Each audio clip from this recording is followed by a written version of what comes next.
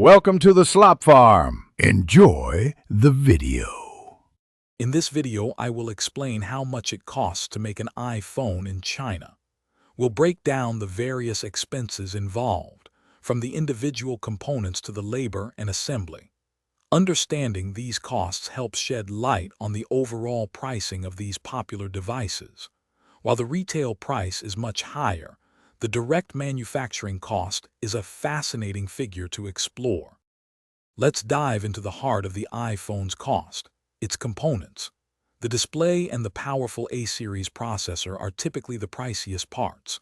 For example, in a recent Pro Max model, both the display and the advanced rear camera system each accounted for about $80 of the total cost. Apple's custom chips, like the A17 Pro, can add around $130, showcasing the investment in cutting-edge technology.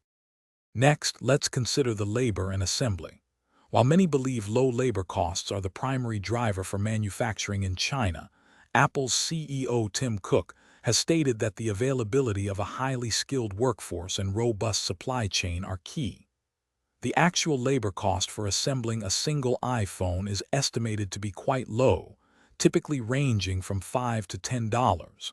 However, the extensive infrastructure, quality control, and precision required in these factories represent a significant overall investment.